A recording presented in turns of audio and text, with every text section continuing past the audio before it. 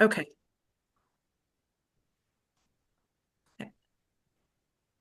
So thank you everybody for being here today. So I'm just going to be recapping what happened at last night's board meeting and answering any questions you might have. So if you're in Defiance and you have a question, let Kara B know or let somebody know so because I'm not going to be able to hear you probably or even maybe see you. Um, so um, there was a policy committee immediately before the board meeting to review proposed attendance policy. So what this addition to our current attendance policy is, it assigns points to unplanned absences. So the purpose of this isn't to make people to try and force people to come in when they're sick. What it is to address same day call-ins the morning of, especially when it happens on a Monday or a Friday or on a day adjacent to a holiday. So I'll be sharing the policy with you. The policy did go forward to the board, and they did approve it. So what we'll be doing is Shannon and I will be sharing that with all staff. We haven't done this in a while, so if you've joined the library since we last had an approved policy, which I think was probably in 2024, um, what happens is I need to have verification that everybody who works for the library has seen the policy, so I know that you're all informed. So what we do is we upload the policy into a Google form, and I ask each staff member to read the policy in the Google form and then check off that you read it. And that creates a spreadsheet that can be kept as a record in the business office saying that you saw the policy. So it doesn't mean that you're agreeing with it. It means that you've read it and you're aware of it. So either Shannon or I will be sending that out probably within the next week. This shouldn't affect, again, isn't going to affect most of you. It's to address just call-offs that are negatively impacting the library functions and the morale of your people's coworkers. Because when you have somebody that calls off often like that, especially when it happens on a Monday and Friday, it can really negatively impact staff morale of those people that individual works with. So so that happened before the board meeting. Then the board meeting started at 5 o'clock. So this was the last board meeting for our board chair. Question. Oh, yes. Like point system, like what happens with these points? The question is, what happens with these points? What's the Oh, points? after you accrue a certain number, you get a verbal, it's progressive discipline, Sarah, just like it's in our corrective discipline in the policy manual. So you get a verbal warning, a written warning, and then probably, I can't remember right now off the top of my head, but I think it's administrative leave. It follows the same progression as our corrective policy does. It's just more more explicit. So the reason I asked for this is, and again, for those of you who haven't been here for a while, I've been here for 5 years. So the first 2 years I was here, or actually almost 3 years, I guess probably, we were dealing with COVID or the aftermath of COVID, and there was a lot of hostility from some of the staff members towards me. And then after that, I was still dealing with it last year. So the position that put me in is that in our progressive discipline policy, it leaves a lot of discretion to the library director on what gets written up and what doesn't. And so um, I was some staff were maintaining that I was retaliating against them and sometimes I felt like it's like I came in and my hair might have looked weird, and I felt like that people would make that claim. I often did not understand where it was coming from. So, and there was no formal allegations made against me because there is actually no concrete proof that I'm aware of that actually happened. So, um, because of that, I'm very cautious about writing staff up. So I wanted something that explicitly tied points to staff behavior that was very measurable and concrete. So that's why we're going with this right now. So this may change if it doesn't work. But I have, it's just a way for me to start to address staff behavior without me being accused of trying to retaliate against people. Because as library director, it's my job to manage staff behavior in the library. But I also want to maintain the peace here and the goodwill among the staff members. So I'm sorry if this is news to some of you. I know that for the 90% of the time here, everybody is happy and getting along and fine. But I have to deal with that 10% of the time when that's not, excuse me, not happening.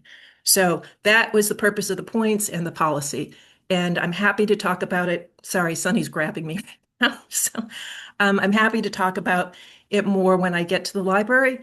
And it would probably be better to wait to ask questions until you actually have a chance to read the policy, and then I'm happy to answer them. Is that okay? Okay.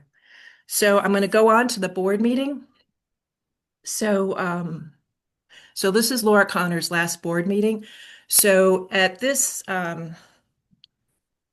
she submitted her resignation as board president last month, saying that the June board meeting was going to be her last board meeting. But in fact, she's going to be on vacation next month when the board meeting is happening. So today was or last night was her last in-person board meeting. So I brought a framed print of the library that we have, we traditionally give to outgoing board members. And I brought in some flowers for her. And Beth Michelle brought in golf balls from the trustees for her, a set of new golf balls and golf tees. So that was Laura's last meeting, and I'm really sad to see her go. She was an amazing leader, but I think at this point she's ready to do something new with her time and is moving on. So the person that's going to be stepping in to replace her as board president is Dennis Sabecki. He's he's in his second term as a board member. He led the search committee and for the new CFO, and he's a teacher at the Ayersville High School. So he's an amazing person. I think he's a great fit for this. So at the beginning of the meeting, Angela gave the board a short tour around JML to just tell them about all the renovations that are going to be happening there starting this summer.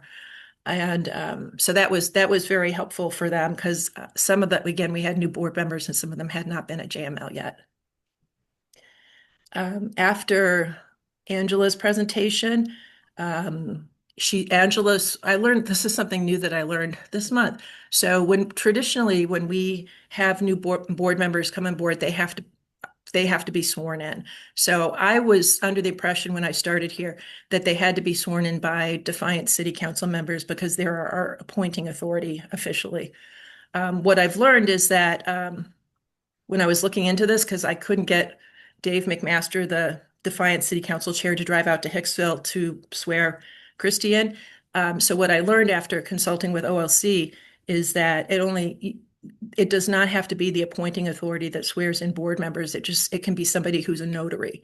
So because of that, Angela swore Christy in last night. So yay, Angela, thank you very much for everything you did last night. And so Christy's all sworn in. That's great.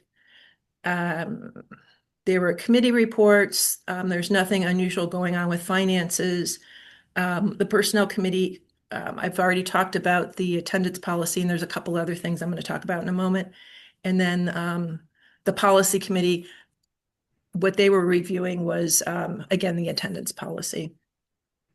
The Friends of the Library, there was no news from Sherwood. Defiance is working on Art in the Park, and Johnson Memorial Friends are very involved in the building update.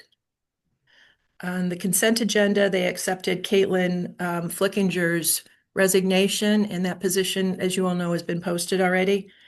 They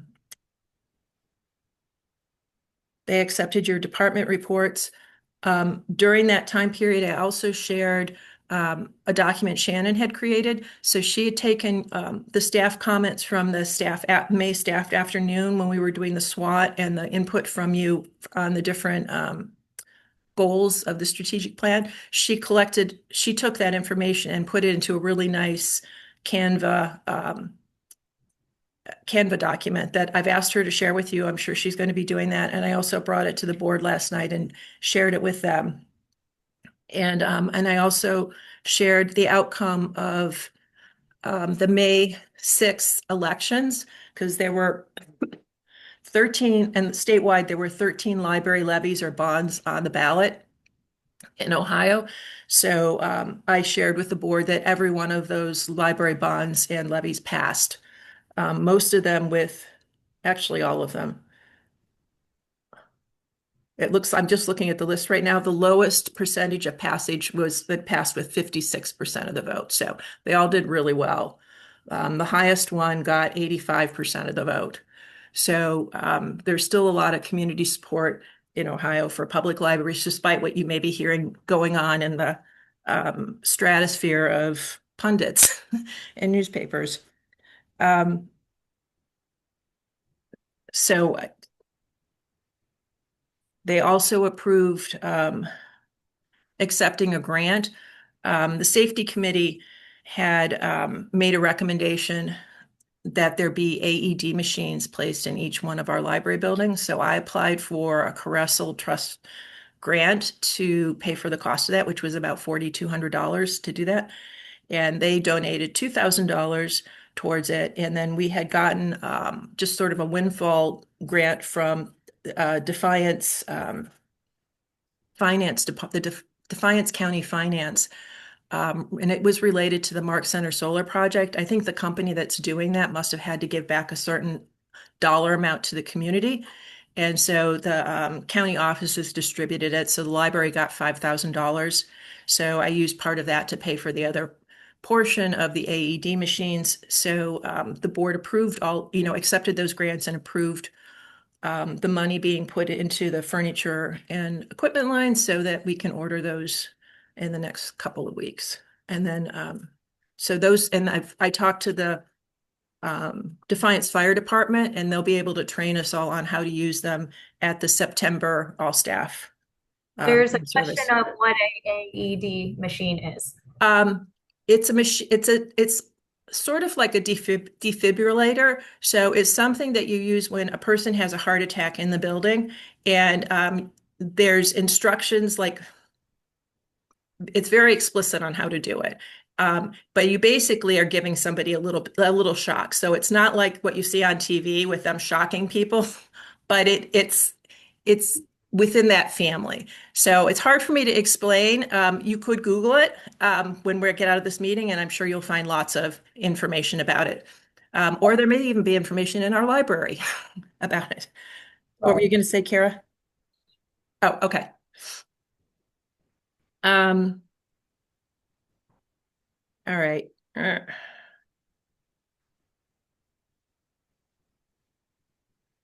So that the board discussed moving their meeting to a Monday to accommodate a possible new board member, and they've decided not to do that. So their board members are going to stay, their board meetings will stay on the last Wednesday of the month. They approved the proposed attendance policy update. They also approved Gary's hours officially going from 20 to 25 hours. He had started working 25 hours on May 12th at my request. And so they formally approved that so he can be earning PTO on those. And it's retroactive to May 12th. I don't know if Gary's there, but you should see the effects of that in your next paycheck, hopefully, at least your PTO. And then I talked to them because Gary and I had been speaking, and the board approved this about him going up to 30 hours in January. So what'll happen is between now and January, he and I and the personnel committee will be looking at his job description to upgrade it. So to be something akin to a building manager. And then we'll be working giving him a pay increase along with that. That'll be worked into the 26 budget. So I was very happy they approved all of that.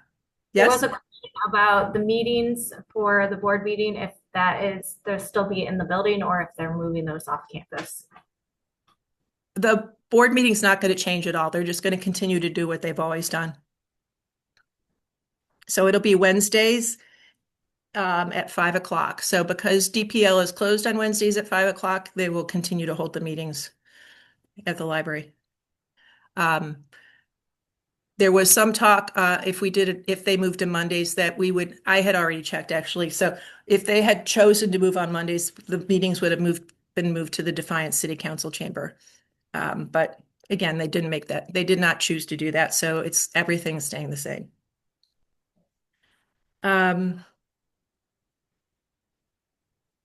They approved an 8 weeks summer communications coordinator for Taryn to be sort of a dog's body for Taryn, helping with all her tasks. She's been having to spend a lot of time that we hadn't planned on the website, and that's really impacted other things that are on her to-do list. So we're going to try out an assistant for her for 8 weeks this summer and see how that goes. So what we'll do is Maria had a number of people that had applied for the summer reading intern that she didn't interview. So we're going to start by looking at those applications. And then if nothing is fruitful from that, we will be posting the position.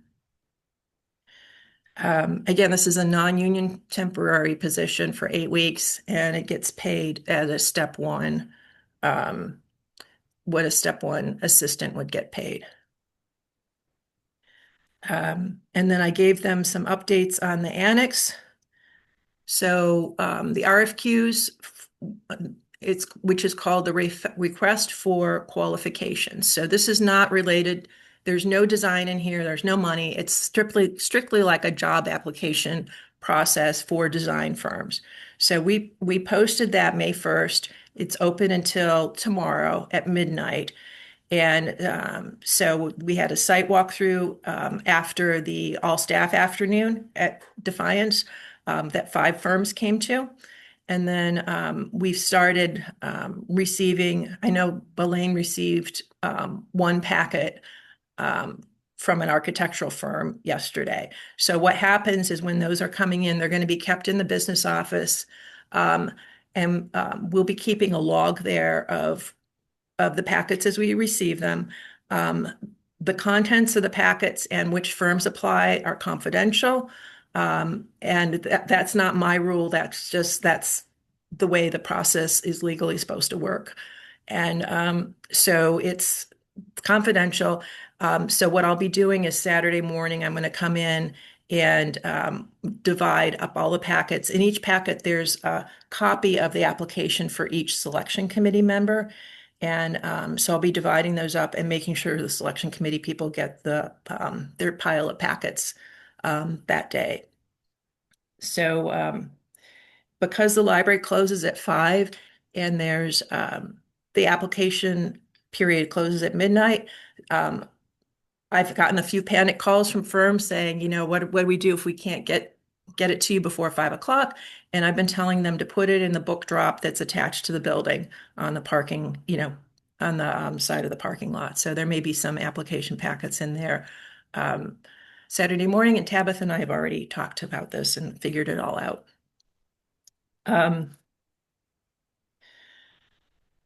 So I have asked Bricker Graydon to start the request for qualifications for a construction manager at risk. So this is another position that the library will be hiring for. And so this person is an intermediary between the actual construction of the building and the design. It's a person who will be working with the architect. So as plans are drawn up, they can be looking at them and saying this is or is not going to work because of X, Y, and Z. I know those of you who've been through renovation projects before, either in your home or at a library, there's sometimes things that the designer does don't actually work in real life. So the construction manager at risk will be somebody who's looking at the designs to make sure that they actually can be implemented. correctly. And they'll also be helping manage all the subcontractors that will be doing the construction, so that that's not all running through my office or the business office. And then I shared the timeline with the board that I had created and shared with you all at the May staff afternoon. And then the last thing that happened was the board signed a document. Actually, there were a couple of things. We got the surety bond for Christie, so yay, that's all set. And the virtual meeting policy is something that came from OLC. So legally, Ohio libraries are allowed to have virtual meetings now, and that includes the subcommittees. Somebody banging on the front door. Yeah. So I think we're good. Okay, I'll be quick. I can see it's almost 10. So anyhow, they looked at the OLC policy and they asked me to take it back and rewrite parts of it because they felt like it didn't fit our library system, and to bring it to the policy committee in June. So that's what I'm going to do. And then they also signed a document giving Christie signing authority for all the bank accounts, the library bank accounts, and taking Nancy off. So that piece of paper is all taken care of. So now Christie and Elaine can help make that changeover happen. And I believe that that's it. Does anybody have any questions for me? Do they have an incoming board member to replace Laura? Do we have an incoming board member to replace Laura? We have a candidate. So what they asked me to do was to contact the woman that had initially expressed interest to see if she's still interested, if we continue to hold the board meetings on Wednesdays. The reason they were talking about moving it to Mondays is that she's a young mom and she has childcare commitments on Wednesdays at 5 o'clock that she can't change. So I don't know so I'm going to go back and talk to her first, and then I have a backup. But if anybody has suggestions for somebody that they think might be a good fit, please let me know. And the way the process works is a lot of times I'll get suggestions from staff, or I'll know somebody. I make the suggestion to the board, and then it's their decision on who's spoken with. So if you have somebody you think might be, like I said, might be a good fit, please let me know. Anything else? I think we're good. Okay. All right. Thank you. I will see you when I get to the building. Have a good afternoon, everybody. Does anybody else sign in? Sorry.